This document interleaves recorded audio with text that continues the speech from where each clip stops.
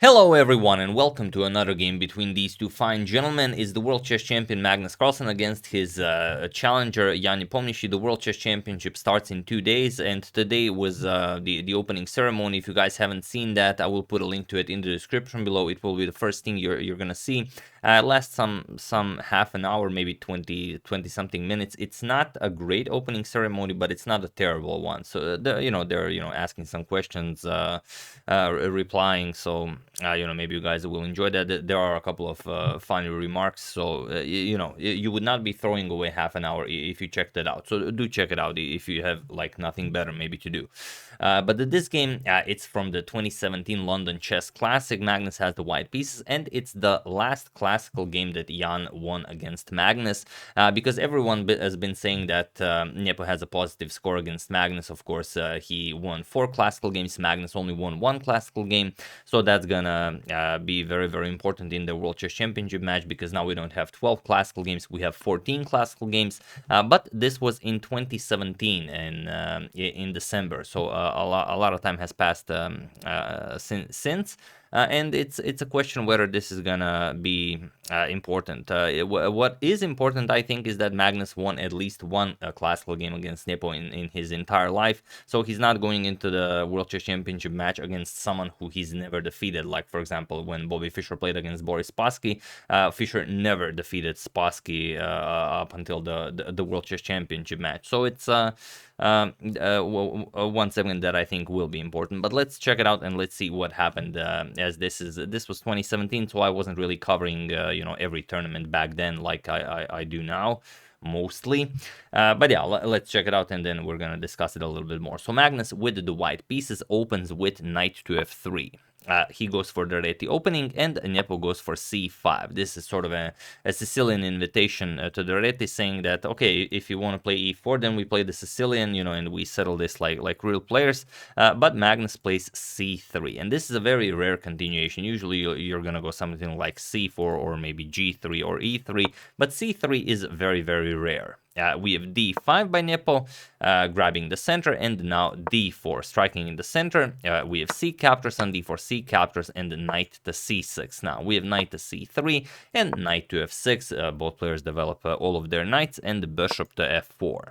Now Nepo goes after the bishop right away. We have knight to h5, and now comes bishop back to d2. So white loses a tempo with the bishop, but black also lost a tempo with the knight.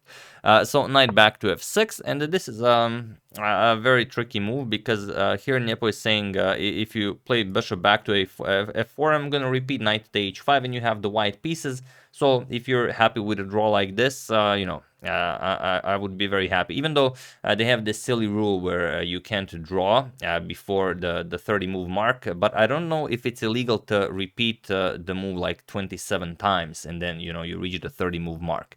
But okay, Magnus of course doesn't repeat. He goes e3, and we have e6 now. Bishop to d3, both players just continue development. Bishop d6, we have e4 now, still waiting with castles.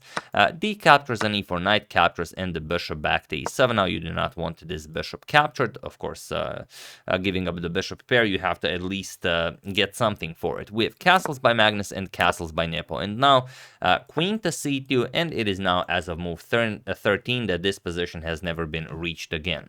So let's see how Nepo continues. We have h6, taking away that g5 square from all of Magnus's pieces. We have rook a to d1. Now kind of offering this pawn on d4, but not really. The thing is, if you capture the d4 pawn, we're going to play knight captures, and now after queen captures, we play bishop to c3. And now you have so much pressure on this f6 knight, the queen cannot keep an eye on the knight, you have to move the queen, and now we're simply going to trade everything, captures, captures, captures, and captures, and now, okay, you won some material, but your king side is ruined, and if we can, get some rook lifts in, it's going to be very hard for black to defend this.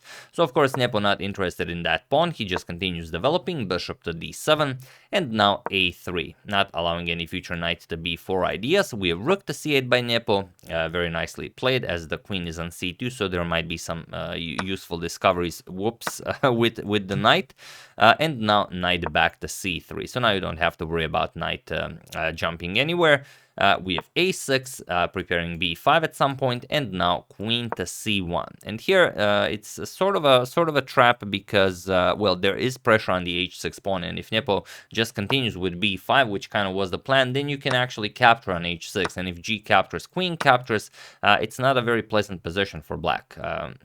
For example, rook to e8, knight g5, and you're getting destroyed. There's no defense against the bishop to h7 check. So yeah, you have to be very careful. Nepo plays rook to e8, and now it's a little bit different. Now you freed up the square for the king, and now bishop captures on h6 isn't all that impressive, because now captures, even bishop to f8 is not possible.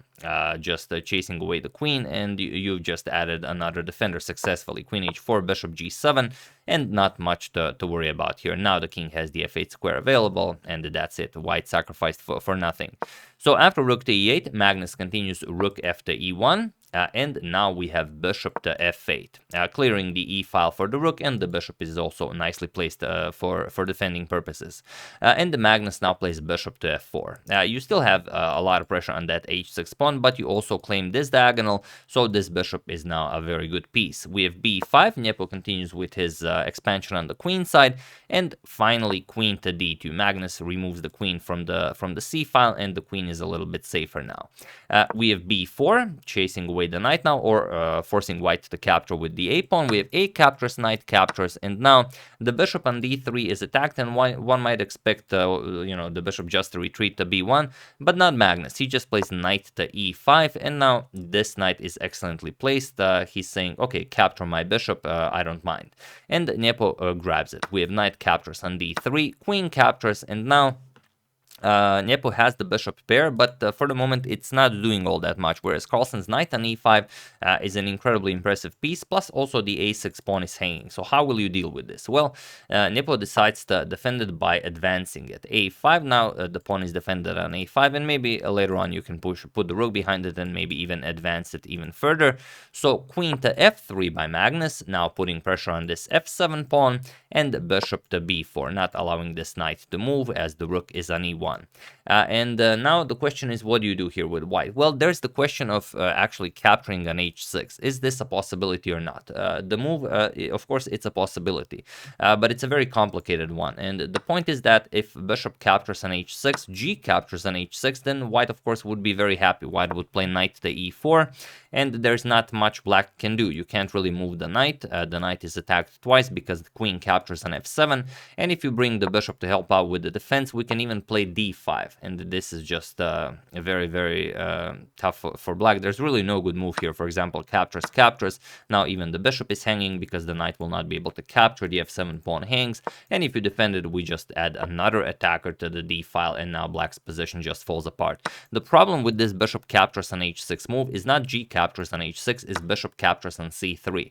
So you remove one of the defenders, and only after this, but Magnus doesn't have to capture. Magnus can even force this with bishop captures on g7, and now we get this beautiful position. King captures on g7, queen to g3 check, king to f8, and now b captures on c3. And now Magnus would be down a piece, but it's well, not at all pleasant to play this for black. For example, how do you continue with anything here? Best for black would be to play something like bishop to a4, attack the rook, and after the rook moves, trade off another one of Carlsen's attackers. For example, captures, and now you get this position where it's hard to evaluate white. The engine says white is okay here, maybe even better, but playing this probably isn't all that straightforward, because how do you advance anything here? The bishop will go to c6, you can start advancing your pass pawn, and it's not like you have anything concrete here.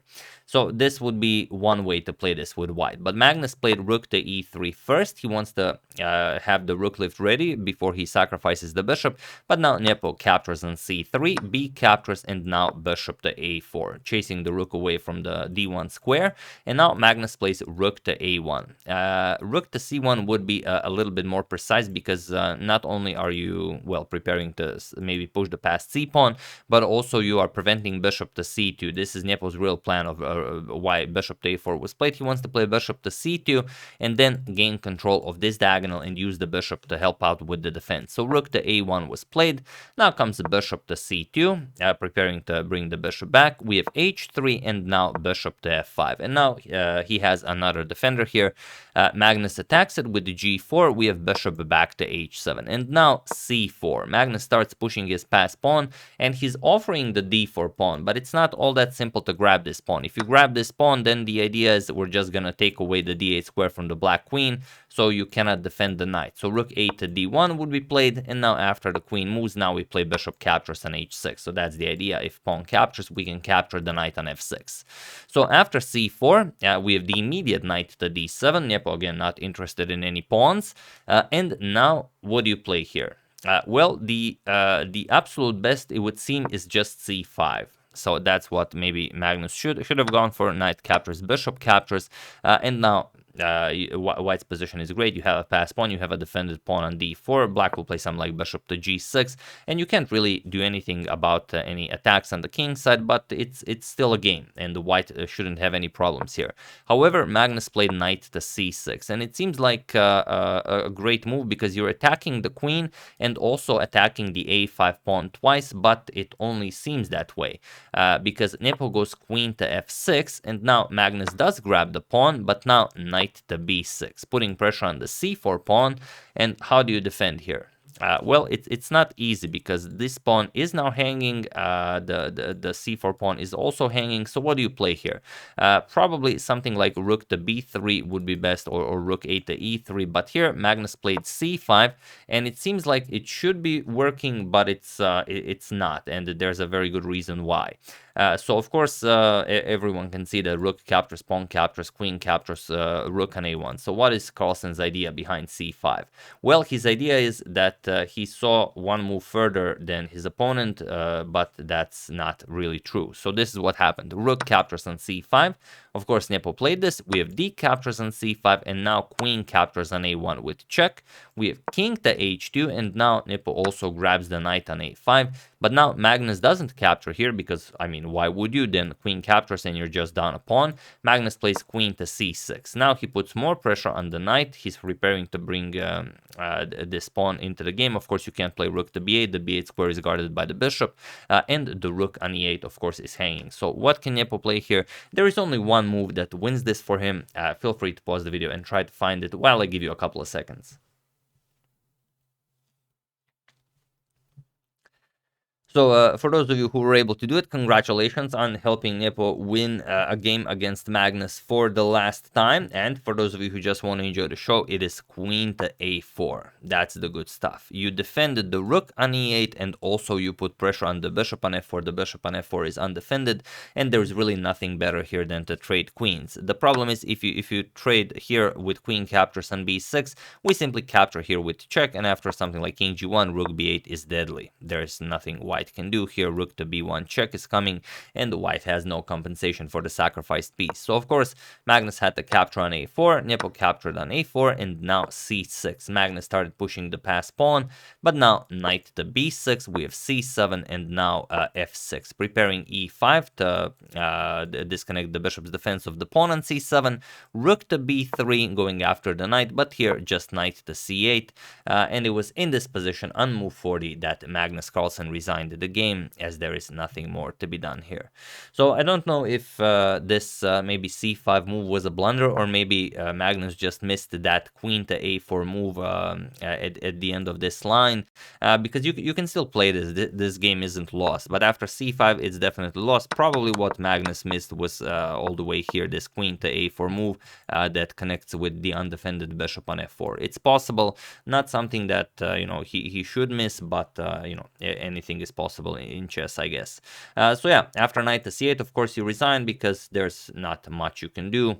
You have to be careful. If you play something like e5 here, then you would lose. For example, captures, and rook to b8. This is winning. But after this, just you know, moving the knight back, there's really no more compensation, and it would be pointless to play this.